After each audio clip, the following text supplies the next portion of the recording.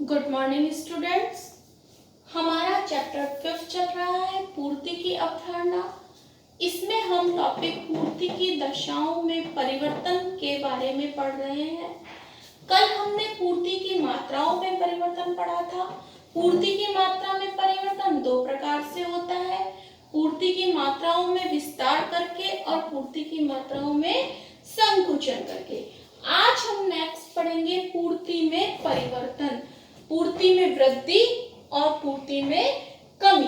पूर्ति में परिवर्तन कब होता है?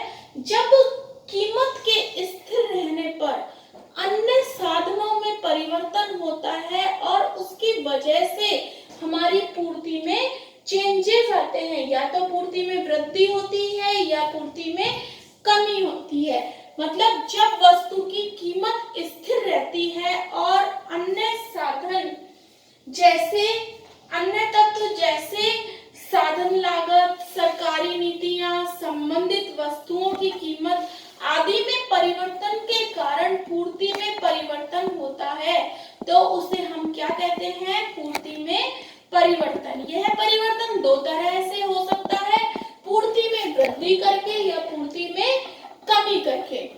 अन्य बातों के वस्तु की कीमत स्थिर रहने पर अन्य किसी कारण से जब किसी वस्तु की पूर्ति बढ़ जाती है तो उसे पूर्ति में वृद्धि कहते हैं, और वस्तु की कीमत के स्थिर रहने पर अन्य कारणों से जब वस्तु की पूर्ति में कमी हो जाती है, वस्तु की पूर्ति में कमी हो जाती है तो उसे हम पूर्ति में कमी कहते हैं। इसे हम एक डायग्राम द्वारा देखेंगे कि जो हमारी OY अक्ष पर हमने प्राइस को दिखाया है, OX पर हमने पूर्ति को दिखाया है। हमने कहा कीमत के स्थिर रहने पर, यहाँ पर हमारी प्राइस कांस्टेंट है।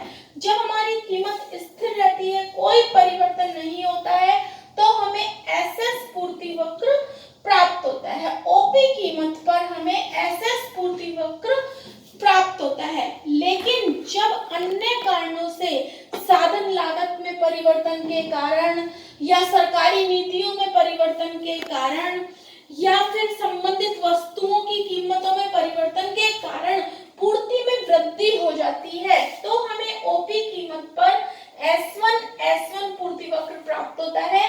मींस जो पूर्ति वक्र है हमारा बाईं ओर से दाईं ओर शिफ्ट हो जाता है, इसे हम पूर्ति में वृद्धि कहते हैं।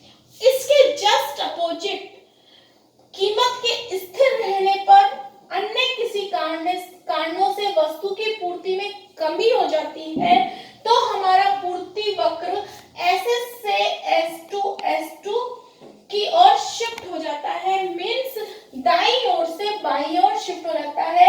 इसे हम पूर्ति वक्र का दाईं ओर से बाईं ओर शिफ्ट होना कहते हैं। इसमें क्या होता है? पूर्ति में कमी होती है। इसके हम अलग अलग डायग्राम भी बना सकते हैं। मैंने पूर्ति में कमी और वृद्धि दोनों को आपको एक ही डायग्राम में समझाया है, तो क्लियर।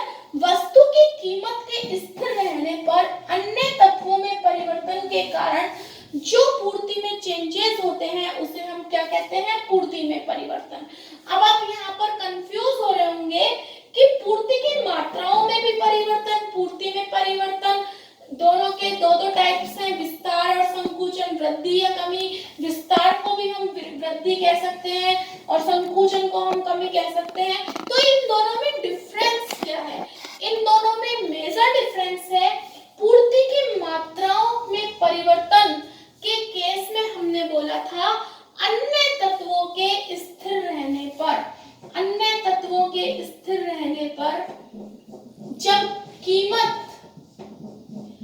कीमत में परिवर्तन होता है, अन्य तत्वों के स्थिर रहने पर जब हमारी कीमत घटती है या बढ़ती है, उसके कारण से हमारी पूर्ति घटती है या बढ़ती है, तो उसे हम पूर्ति का विस्तार कहते हैं या पूर्ति का संकुचन कहते हैं। अन्य तत्वों के स्थिर रहने पर कीमत में परिवर्तन के कारण पूर्ति में होने वाले परिवर्तन को हम पूर्ति की मात्राओं में परिवर्तन कहते हैं। और कीमत के स्थिर रहने पर यहाँ हमारी कीमत स्थिर हो जाती है और अन्य तत्वों में हमारे परिवर्तन होता है। जब हमारी कीमत स्थिर हो जाती है और अन्य तत्वों में परिवर्तन के कारण पूर्ति में कमी या वृद्धि होती है तो उसे हम पूर्ति में परिवर्तन कहते हैं। क्लियर? मात्राओं में परिवर्तन के केस में अन्य तत्व हमारे स्थिर रहते हैं। अन्य तत्व जैसे हमारे साधन लागत, सरकारी नीतियां या संबंधित वस्तुओं में परिवर्तन के कारण। और जब ये स्थिर रहते हैं तो हमारी दशा होती है पूर्ति की मात्राओं में परिवर्तन, और जब अन्य तत्व परिवर्तनशील रहते हैं तो हमारी कंडीशन होती है पूर्ति में परिवर्तन।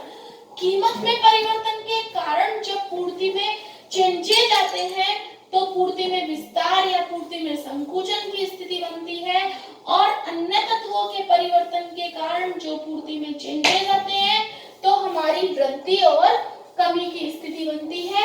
इसके लिए हम अलग अलग डायग्राम भी बना सकते हैं और हम एक डायग्राम में भी इनको शो कर सकते हैं। मैंने यहाँ